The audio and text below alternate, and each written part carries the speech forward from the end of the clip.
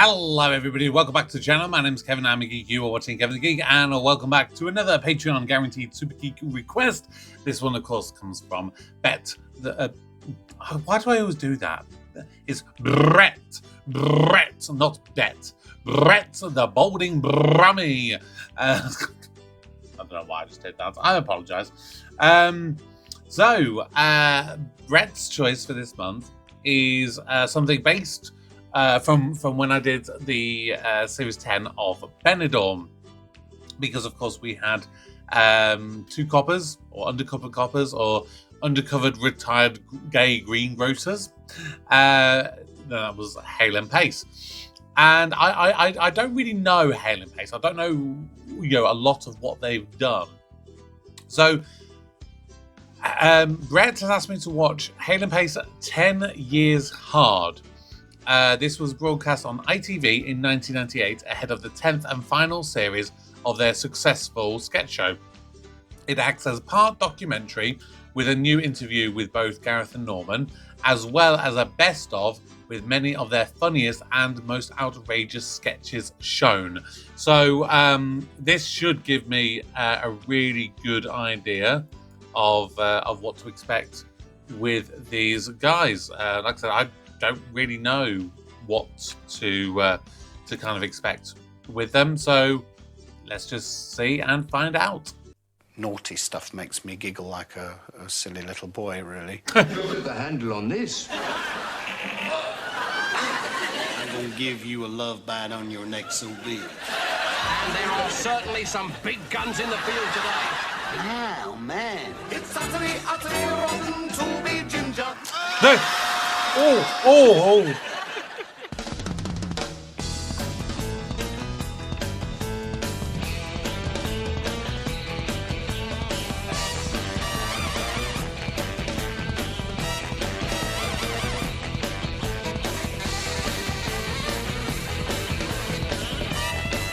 It's a very 90s intro. If any kid wants to know what it's like being in the 90s, this is basically it.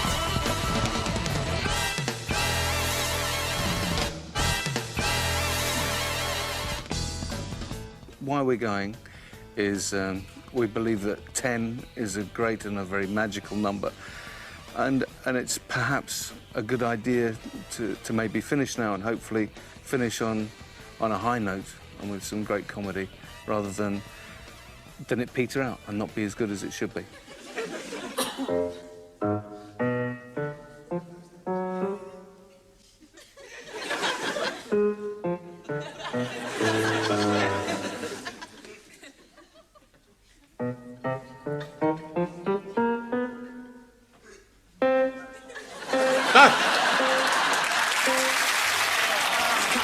It's coming.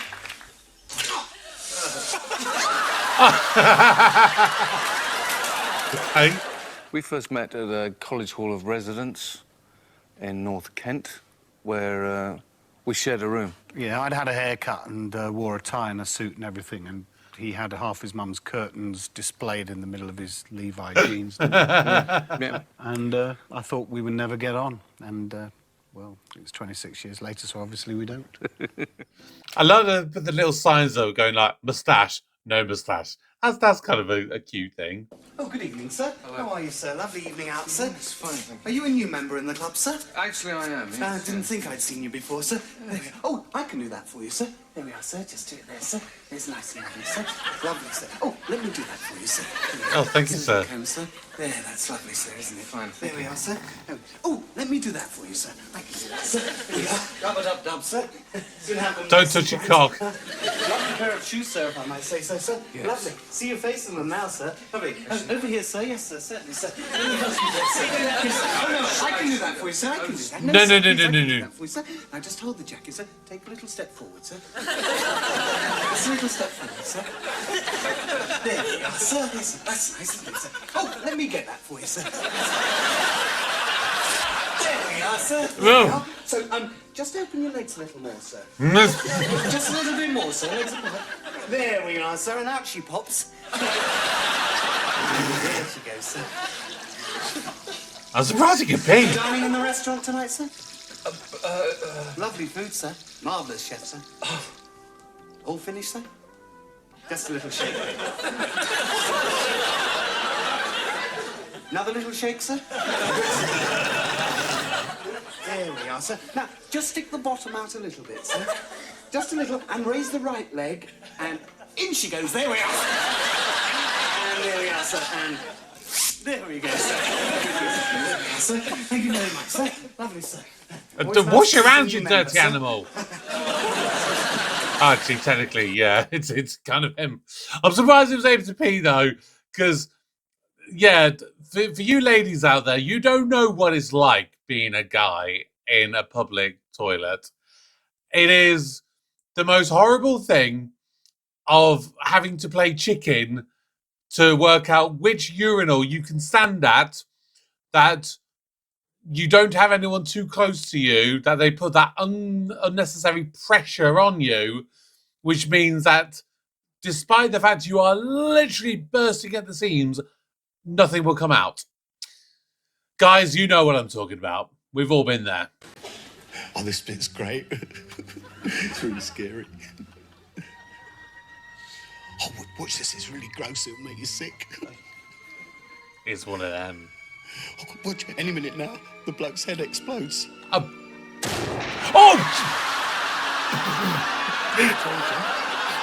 Oh my god!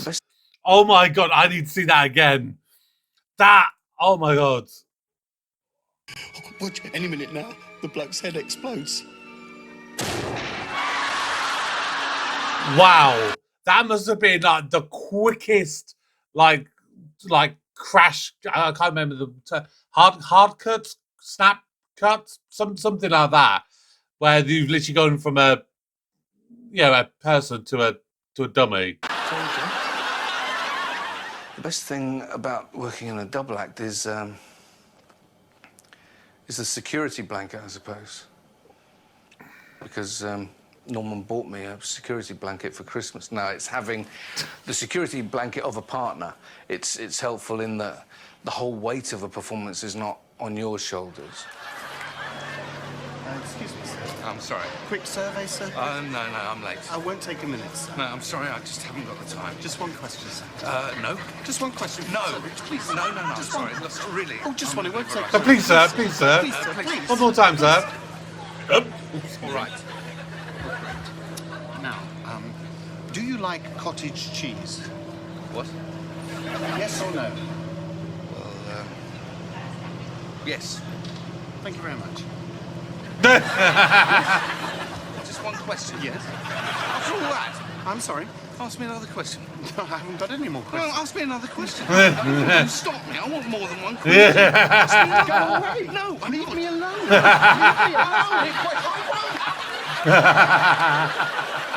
When you're on stage together and you're having a bad night, or if I'm having a bad night, I know he'll take over, take the reins and drive the thing home, you know? And the same the other way. So you're not as exposed. It's an old ballad from the time of the Black Death. A young man dying on his deathbed, thank you. And you find that funny, do you know?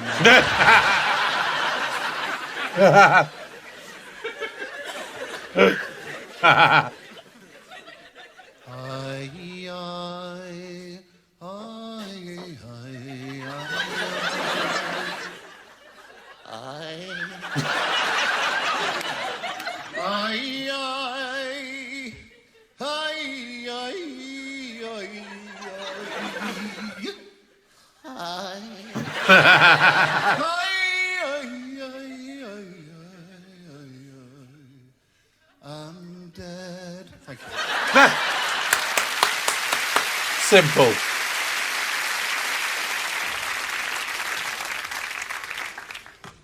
Come on then, up on the table.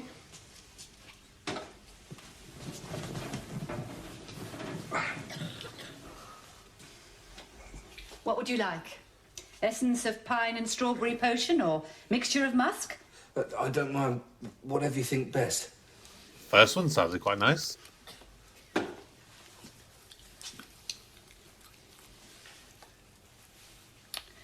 Ooh, these muscles are extremely tense. There really is a lot of stiffness. Yes, I know.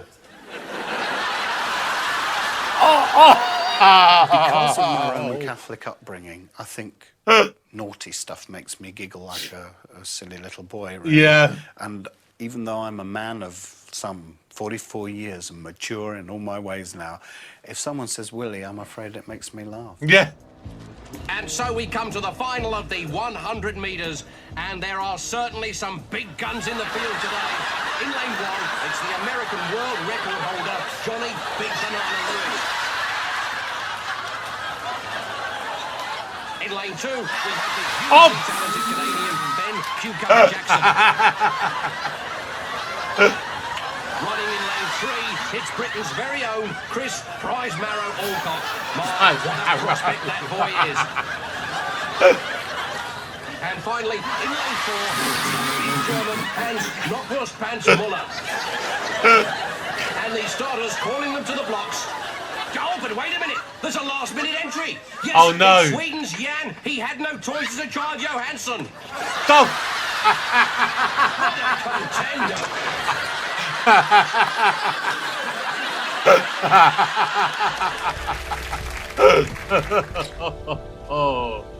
Penny is going to have her first baby.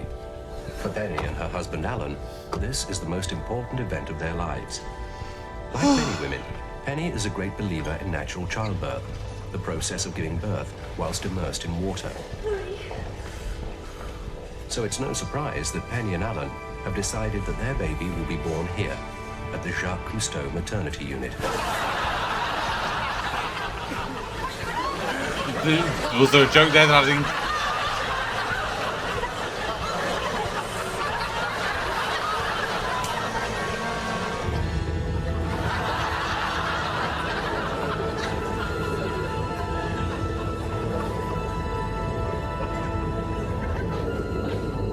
Penny is in some distress, so the midwife gives her gas and air to help her with her breathing. Alan seems outwardly calm, but underneath, he's nervous.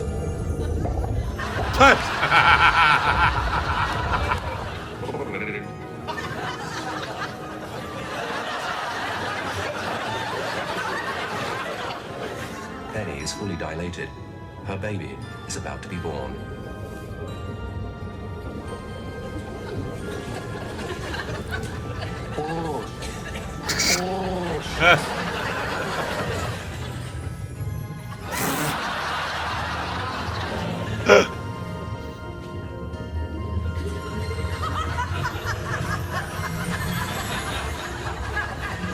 It's a boy. Mother and baby are both doing well.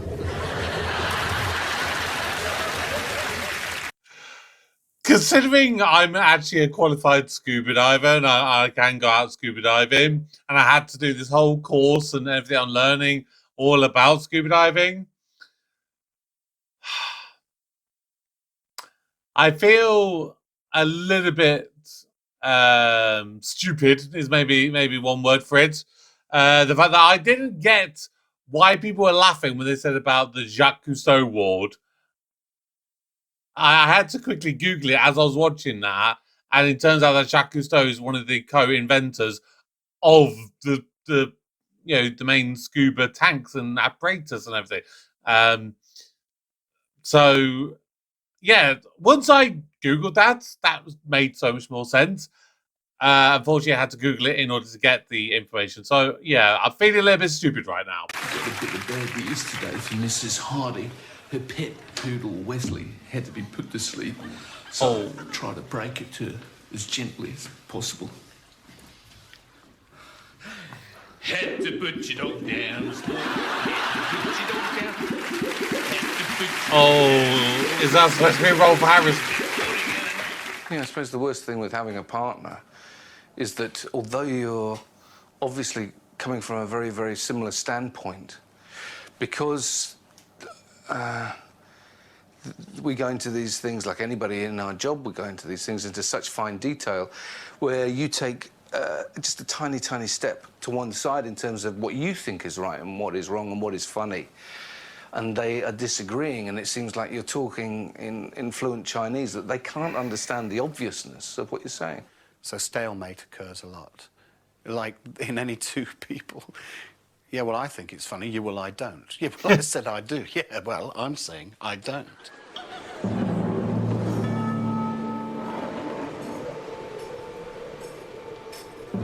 Wow, wow, wow. Wow, wow,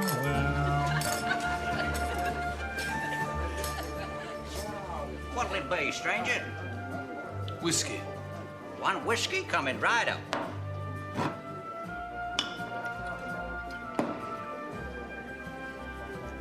You don't say much, stranger. Lips ain't for talking. Lips is for kissing. So you reckon you're a kisser, do you, stranger? I'm talking to you. I could kiss any man in this bar. When I kiss a man, he don't get up again. Reckon you could kiss me, stranger? Come on, boys. Let's try and be right and able, eh? I see it. Reckon you could kiss me? If I kissed you, boy, those cherry red lips of yours would just burst into flame. You'd die of pure pleasure. I said I don't want no trouble, boys. All right, Brokeback Mountain. What are you doing around these parts, stranger? Kissed a cowpoke in Reno. Had to leave town fast. I bet you did. I heard you kissed the lip gloss kid. And you kissed him in the back. Oh. You listen to me. I kissed men, I kissed women, I kissed babies. Once I even kissed my own horse. But I ain't never kissed nobody in the back. I see you did. I see you darn yellow. I ain't yellow. I'm just seen too much kissing. Too many good men buried on Snog Hill. I see you're yellow. I see you better pucker up or shut up. I'm gonna give you a love bite on your neck so big. Everybody's gonna know that me, the cold saw kid, fastest tongue in the west. Don't know whether to feel scared, tense, or turned on.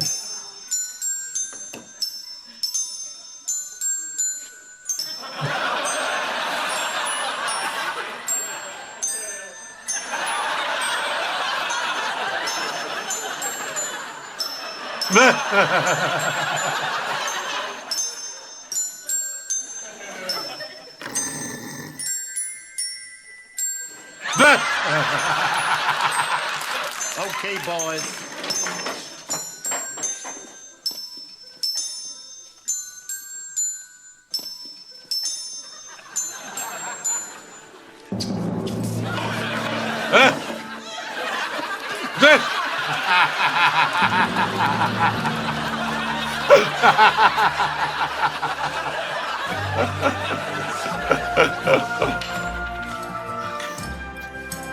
That was so stupid. Dirty two-bit son of a...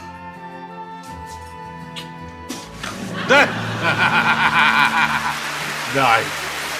Very nicely done. Very clever. Very British as well.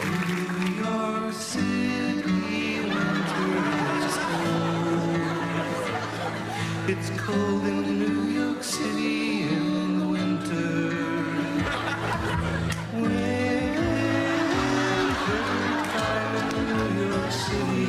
It's a nice harmony there. Excuse me. And God, that is a highbrow.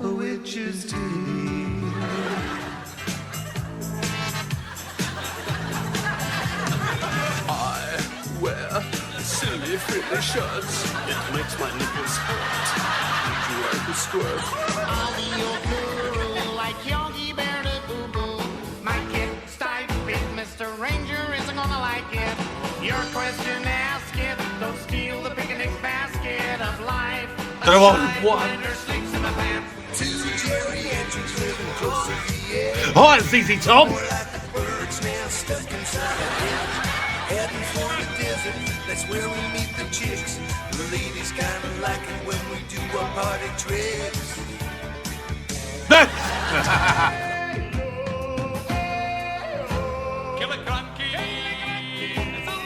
Hey, it's the Pretenders. Proclaimers, rather. I don't know, it could be both. Yeah, Proclaimers.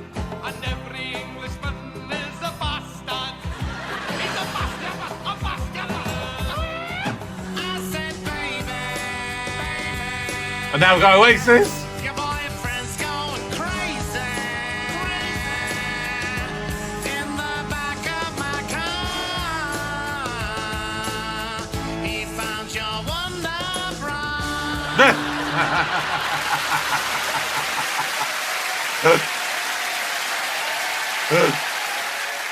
As long as you got your health, nothing else matters. Mind you, a pair of pants would be nice.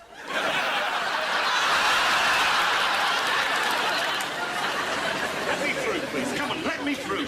Let me through, please. Let me through. Thanks.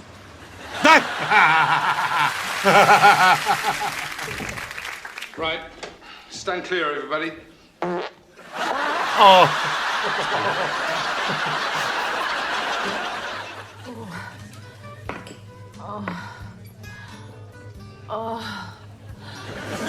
Oh, God. Oh. So someone under the table. Oh. Oh. Oh, yes. Yes. Yes. Yes. Yes. Yes. Yes. Oh. Okay, I believe you. It is possible for a woman to fake an orgasm. Who said I was faking, darling? Oh, there was.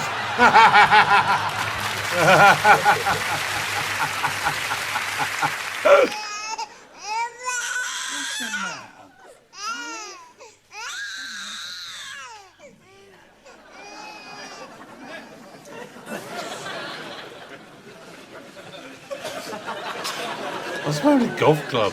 A golf glove.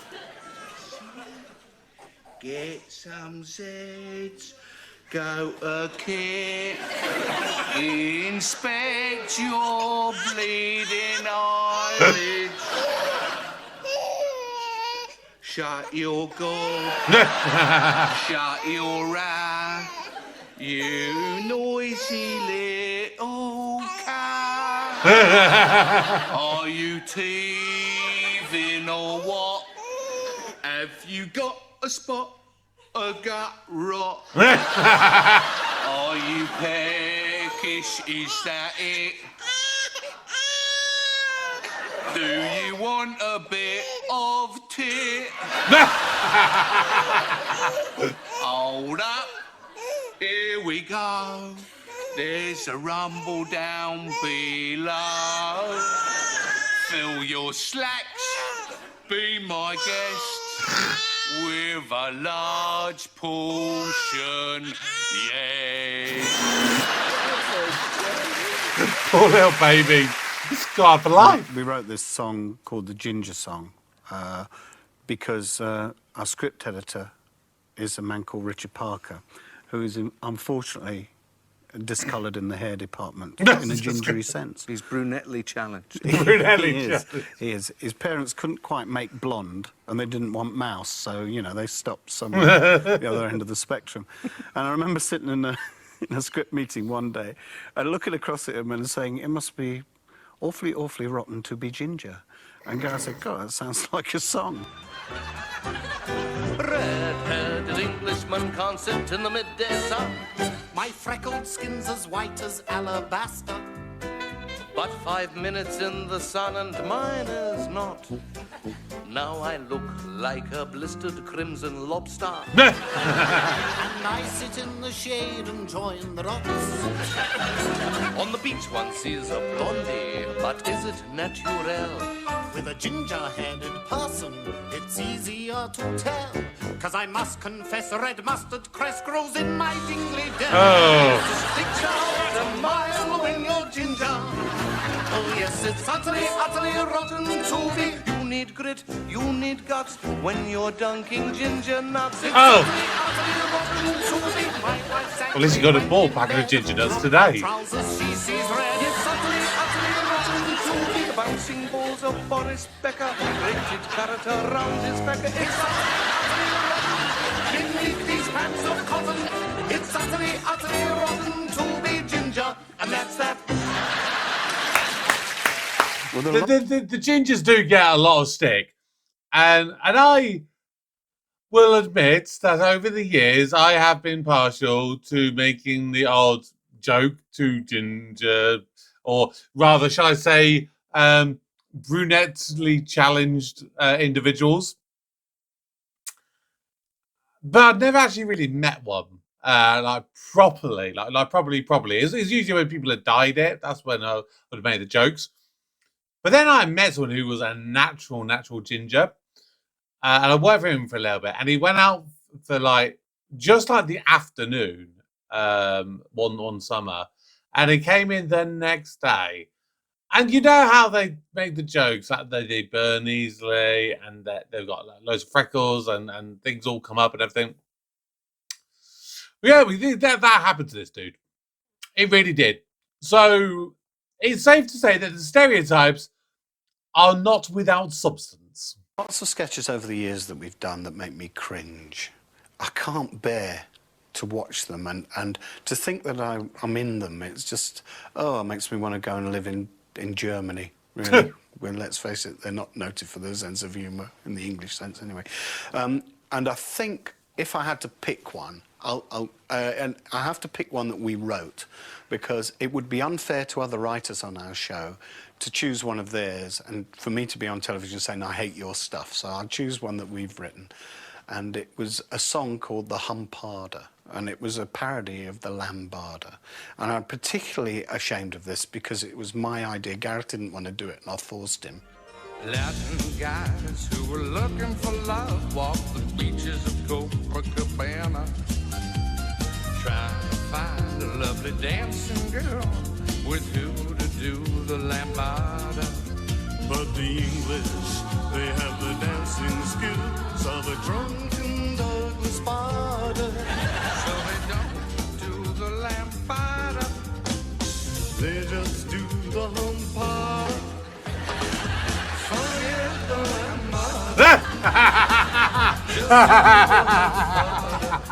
I think my favourite song, I'd have to go back to Series 1. It was just a little silly idea of Gareth's, and it was called In the Days of Black and White, and we sang it as Peter and Gordon, way back from the 60s. And there was just something sweet and nice about it, and a clever idea, and a lovely tune. And people, when we've been touring 5 or 6 years after, that song would come up and sing it to us, because they remember the tune, so Days of Black and White. When you watched in black and white, you'd often wonder, was your telly alright? Watched in white and black, you would see us rolling forward, then slowly rolling back. Oh, God. Did it make you cry? Did it make you laugh when a big black line topped my face? What about mine? I ask with politeness, is this radiation? Or have you filled with the When you watched in black and white, you'd often wonder, was your telly alright? When you watched in white and black, we would slide to the side, and then we'd come back. I can see why this was popular. Then it made us look very slow as the snow began to fall. Oh, God. Is there a pigeon on the area? Yeah. In the days of black and white, remember how we used to say goodnight, but in case you have forgot, we all ended up as a little white.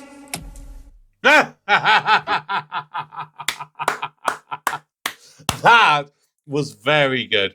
They are incredible singers. I will give them that. They've done a couple of obviously musical numbers. Hump Harder, like he says he doesn't like that one. I kind of do. It is very. It's British. It's very satirical, and that's what I'm really sensing with these two. They're really like being overly satirical, which I am down for. You know, that's what we're like as British. We're sarcastic, and we like to do parodies and satire and everything. The whole thing about that black and white song, though, all that got me thinking was those stupid stuff that you believe when you're a kid that in reality, like when you grow up, you think back to those times and think, why did I ever think that? But it's that innocence of youth. Like the two things that reminds me of that. One is to do with black and white telly. So as a kid, I remember speaking to my nan because it was the first time I watched some clips of the 1966 World Cup final. Obviously, it's in black and white and everything. And I asked my nan, what was it like living in a world of black and white before colour was invented? I mean, I was like, I don't know what I was like, 6 years old, 7 years old, something like that, which, you know, it's an understandable thing when you don't know any better. And the other thing, kind of similar, because so me, my brother, and my sister, we've all got 4 years between us, age-wise. So for the longest time, up until I want to say maybe the age of like 11, 12, something like that, I believe that a woman could only get pregnant once every 4 years. That was the logic, though. You know, it makes sense in your head as a kid. You know, there's 4 years between you and your brother, 4 years between you and your sister. So yeah, the you know, that makes sense. You can only have a baby once every 4 years. Let me know in the comments below. What are some of the weird things that you remember saying when you were kids?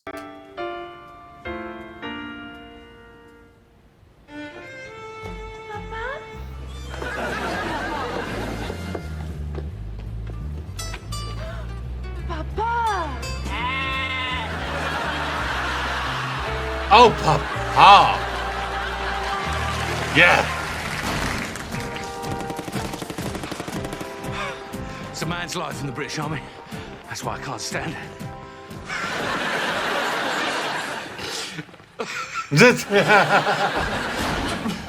Mess of work. Tree grown at the head.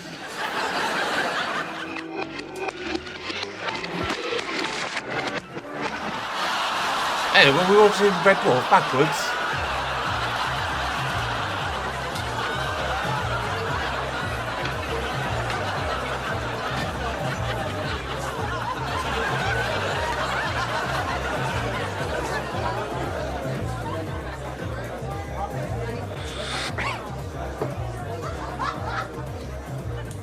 Gentlemen, we've come to try your famous lager.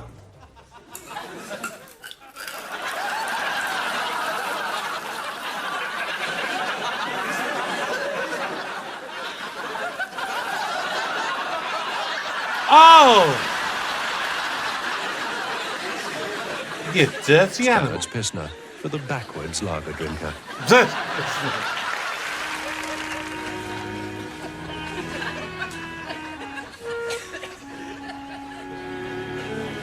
thank you.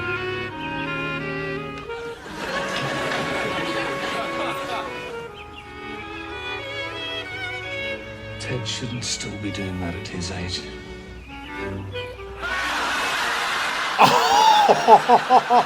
Bad taste, is it fair?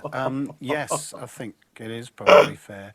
Depends. If you're a little old lady who lives in Tunbridge Wells with a blue rinse and a pussycat, yes, you probably think we're full of bad taste. But I don't think that the taste of the stuff we do is any worse than other things you see at 10 o'clock at night on British television, really. How's that? Bacon slice of sausage.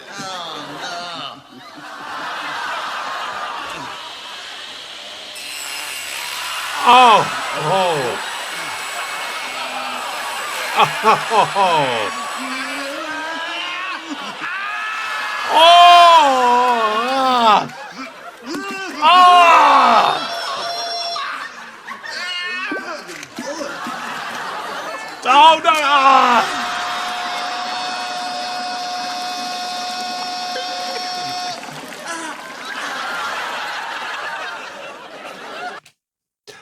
I know it's not real, okay?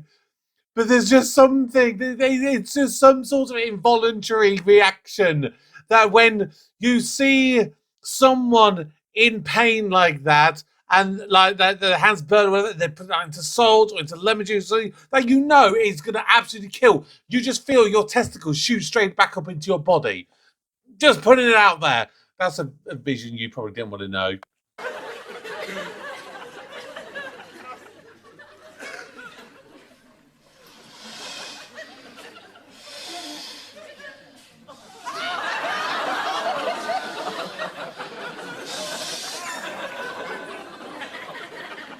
Oh.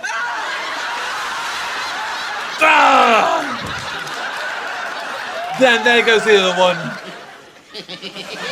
Oh, no! Oh.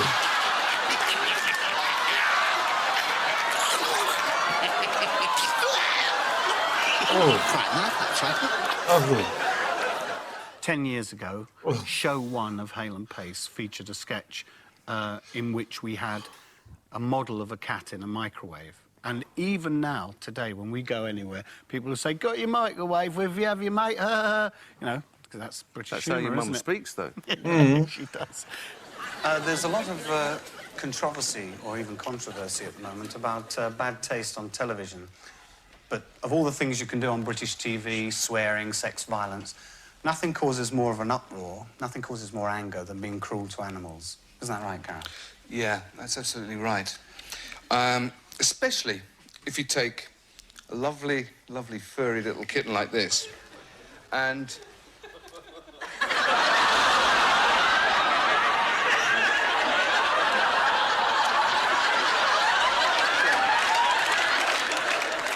They know, don't they? They know.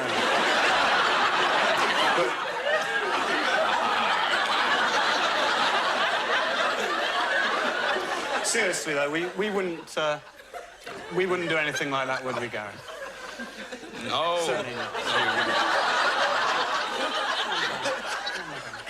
I mean, we like to experiment with comedy, but even we wouldn't microwave a cat live on national television. We certainly wouldn't. So... Earlier. Here's one we did earlier.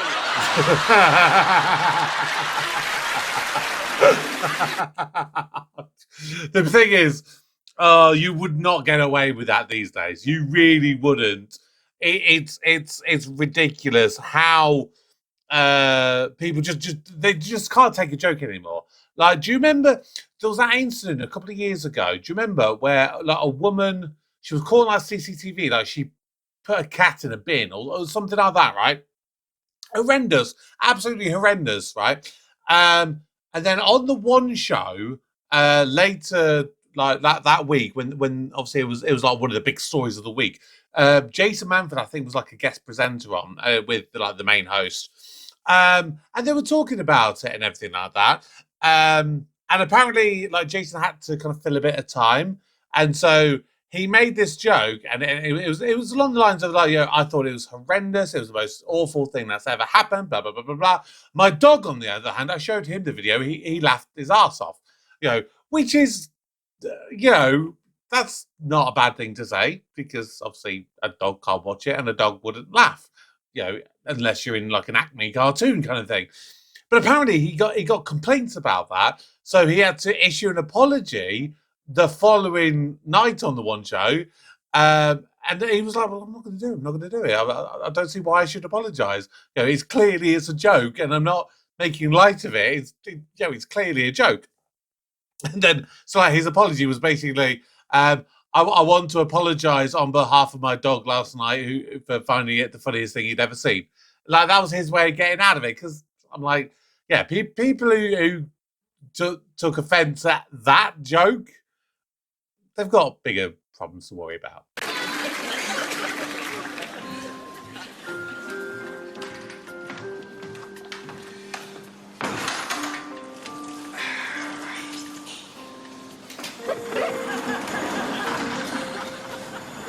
Oh no.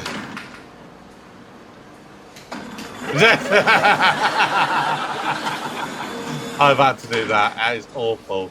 Go switch them doors off.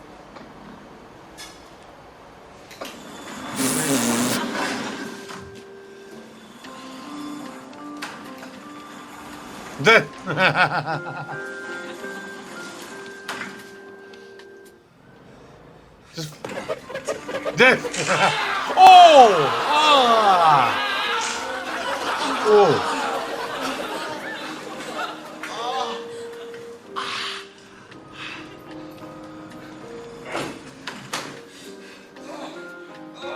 Oh no! Oh no! Oh! Yeah, keep them doors closed. Oh! That's a bit of an overreaction.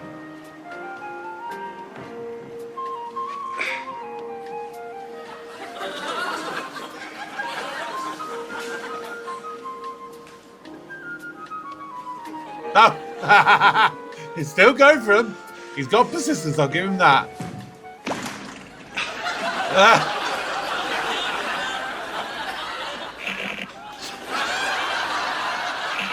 Oh. Oh.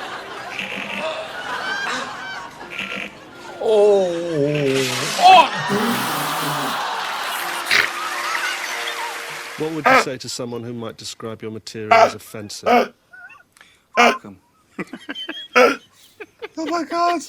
I'm sorry, I didn't hear any more than said there. What would you say? Oh my God. You know how you're watching something and you think, I have a feeling how this is going to be going. Sometimes, with some of these clips, they are really subverting the unexpected and making it like the most unexpected. Say to someone who might describe your material as offensive. Welcome.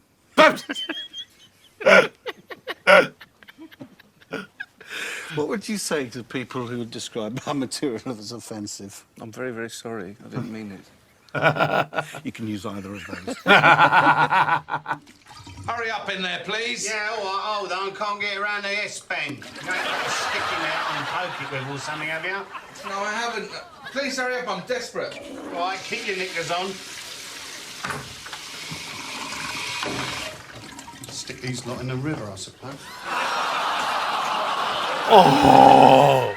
Yes, I remember when I was at school, you'd get a damn good thrashing for nothing. Oh, it's Vernon Dursley. Nowadays, you have to pay for it. Yes. Oh, more. Be naughty than that. Yes. Oh. I won't do it again, but I think I might. Oh.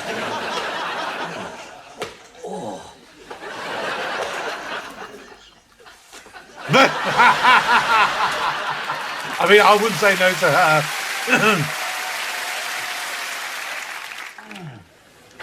Darling, this is wonderful. You better pinch me to make sure I'm not dreaming. I think he might be.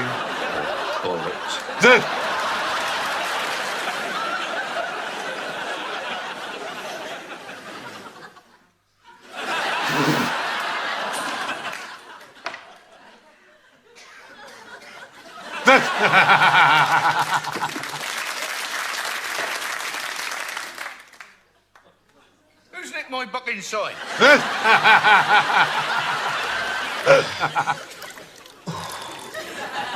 God, that's better. So, that's the bathroom. It's like bathroom, it's the master bedroom. There's 7 different compartments. Oh, it is actually surprising how many people have gone on visits to view houses or view new build properties who actually ask to use the bathroom. Never let them. If you work as a estate agent at any point, take it from someone who's been there. Do not let them.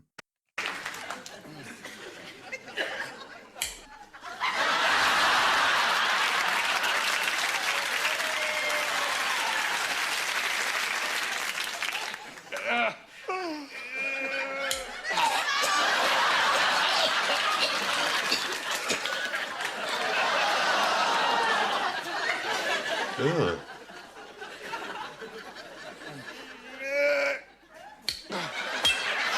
Oh.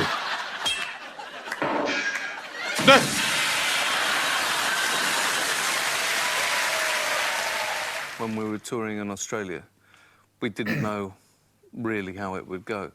And the first time we ever went and played a theatre called St Kilda in Melbourne was unbelievable because it's 3,500 people. That was about the biggest audience we've played over there, certainly. And I mean, amongst the biggest that we've played anywhere, to be honest. And it's just the naturalness and spontaneity of the reaction that night was just something very, very special. Our country and your country, right, has always had a great cultural exchange. Let me explain. We gave you Shakespeare. You gave us Prisoner.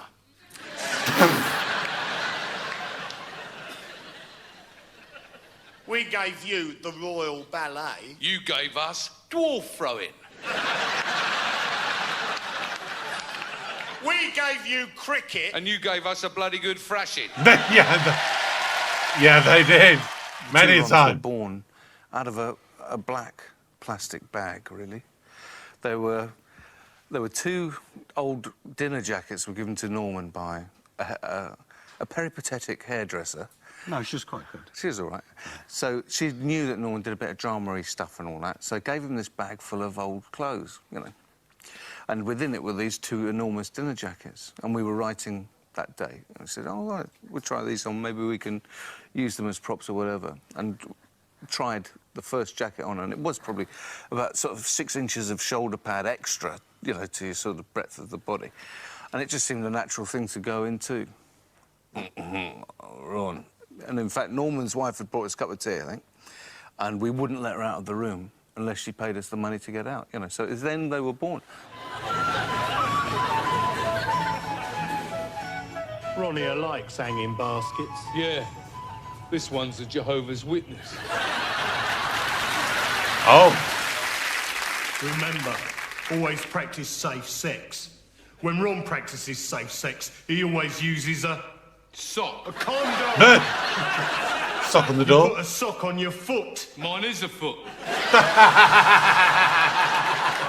It's the same as some other characters we did, Billy and Johnny. We know a song about that. We decided that children's entertainers always bursting into song, so that's how we prefaced it. And the public made it into a catchphrase. We never intended it to be that way. Just strange how things come about, really. Hello. It's me, Billy. Remember, today I'm in hospital. Hospital. It's a place where very ill people go when they're poorly and get a bed straight away. Not these days. But that's enough of the fairy tales. Yeah. I've come to visit somebody today. Can you guess who it is? Mr. Blobby? Is it Bertie, the smoking beagle?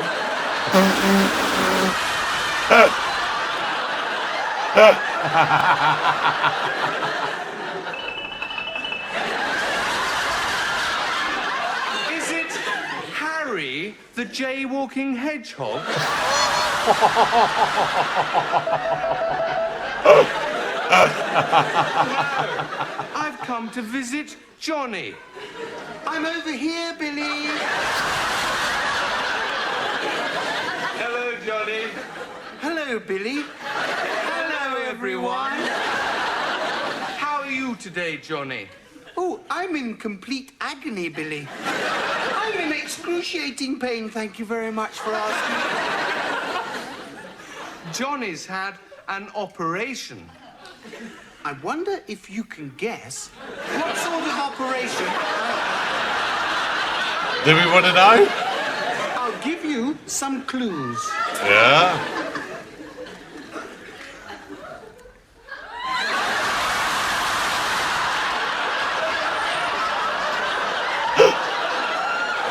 I know.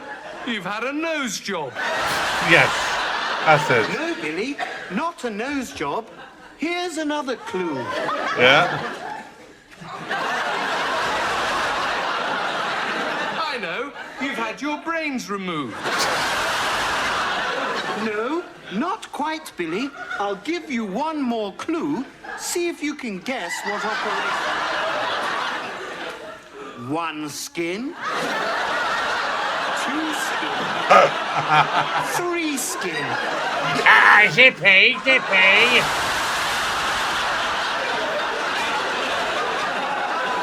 We know a song about Johnny. Do we? 1, 2, drip on my shoe. 3, 4, not anymore. Bye-bye. Wow. Last night, I was playing one of me Ozzy Osbourne albums backwards, right? Yeah. And I heard this message saying, kill yourself. Your life is useless. Kill yourself. The mum. Oh, man. Was that a hidden message then? No, it's me mum shouting through the keyhole. I suppose my favourite characters are probably Jed and Dave, because they have such a great daftness about them. That's really why. Hey, Jet, man. Do you think we should put our shades on, baby? Do you think we ought to? I do, yeah. Yeah, all right. Wow. A lot of people tend to recognise them. These blokes that are caught in a time warp, that's still sort of like, not quite. Hi, Jed. Hi, Dave. Glad we found a window for this meeting. Yeah. Mineral water, please.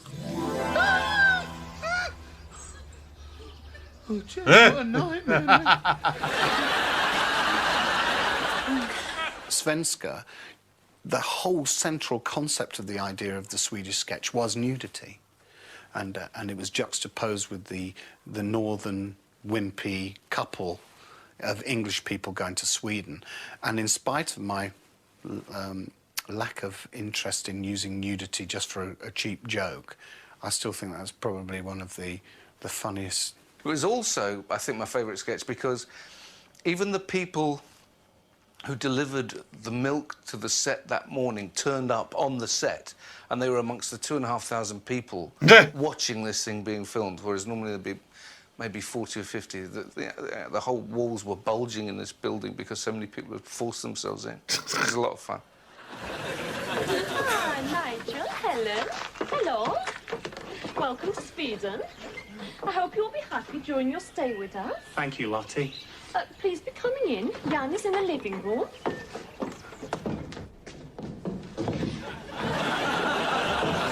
This is Jan, my husband. Jan, this is Nigel, Helen. Hello, my friends. Welcome to the first leg of the exchange. That's a nice painting. At least you made it okay. The roads in Sweden can be how you say, a right bugger. Oh, yes. Eyes front, lady. Thank you. You like the painting? It is Lottie. She is the artist of the family. It's very clever. Oh, yes, I'm very good at the ceramics. Look at the handle on this. Very nice. Jan, I think you embarrass our guests. I'm sorry. Now tell me, have you noticed any major differences between Sweden and England? One or two. And the roads are a lot bigger. Wider. Wider.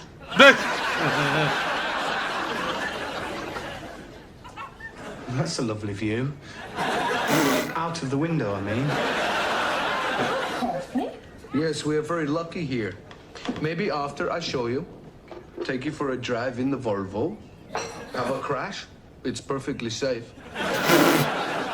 2 lumps, Jan, I think our guests would prefer to relax after their journey and take a sauna with us. A sauna? No. We haven't bought our cozies. Your wife, Nigel, she has a big sense of humor, I'm thinking. I bet also she likes to rub the wild goat's milk into her private parts, yes? The what? Tree. Nigel, Do you and Helen ever live out each other's sexual fantasies? Personally, I like to dress in Lotus clothing. It makes me feel so good, so sexy. How about you? Members of our local amateur dramatic society.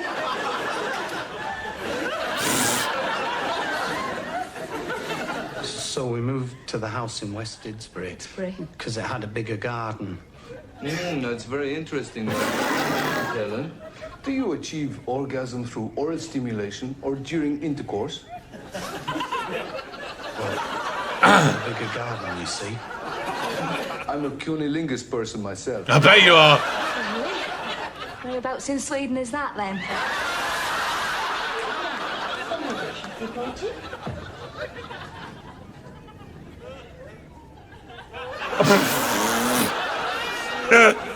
Nowadays, my erections are so strong, so powerful. Nigel, I'm thinking you have trouble maintaining yours. Don't worry, I have something in the fridge which may help. So, yeah? Well, I've had enough of this. So have I. Shall we go? Yes. Oh my God, it's true what they say about the Swedes. They're so boring. To do a sketch show every year for 10 years is very, very difficult. A lot of other people who make sketch shows, French and Saunders, Smith and Jones, they haven't done it that way. I think we both feel a little bit proud of that. And the only reason we were given the chance to carry on doing that on ITV is because consistently people have tuned in over those 10 years. And you know, the feedback has been very positive. So I have a lot to thank people. You wouldn't get that these days again. Patience, really. I think if I had a message for the people who've watched us over the last 10 years, I hope you enjoyed it as much as I have. Oh, don't put it in a bonfire. Can't deal with that again. Deep in rural England, where once a year, despite the controversy, the traditional Tanley fete still flourishes. 7 inches long. For a start, there's tortoise blowing.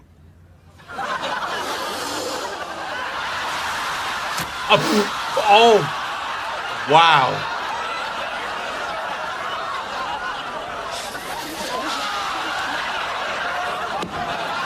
Nice.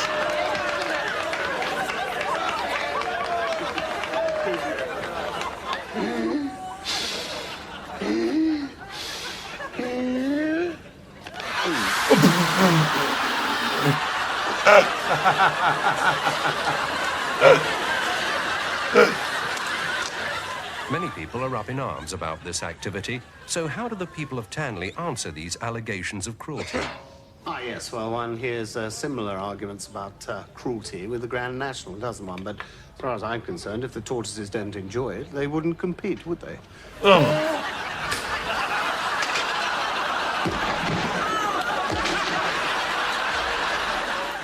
10 great years, 10 great years. Of course, I put it down to the crew, who are brilliant at their jobs. How fast do you think I can read? Just wind it back to the beginning, please. Yeah, back to the beginning. 10 great years. Of course, I put it down to a great... I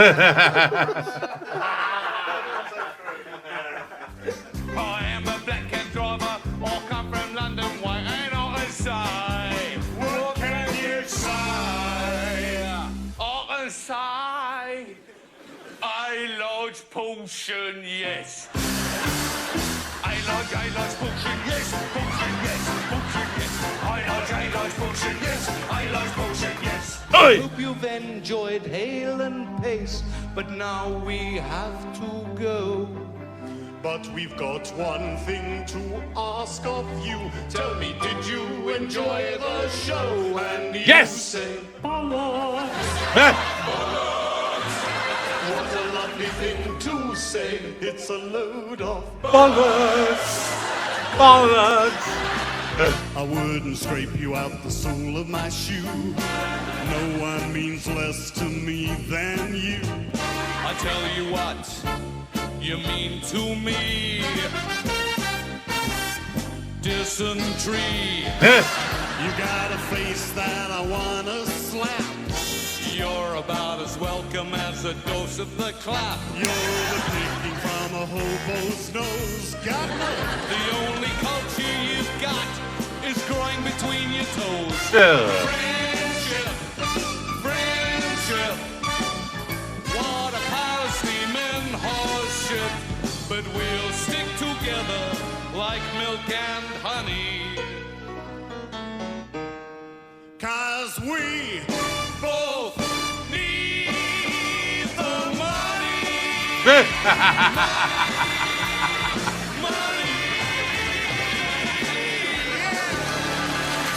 Yeah, yeah, yeah!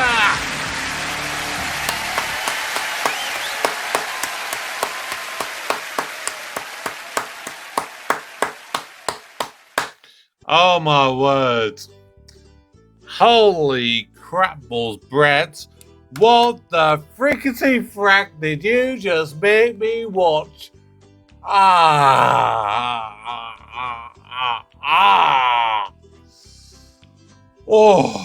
I'm not going to talk too much because I've said a lot already. What I will simply say, Hale and Pace clearly had a fantastic working relationship together. They knew how each other worked. They knew when to push the other to convince them to do something that was going to be good, even when the other was potentially reluctant to do so. They were very openly unafraid of being risque, I think is the right word to use with that.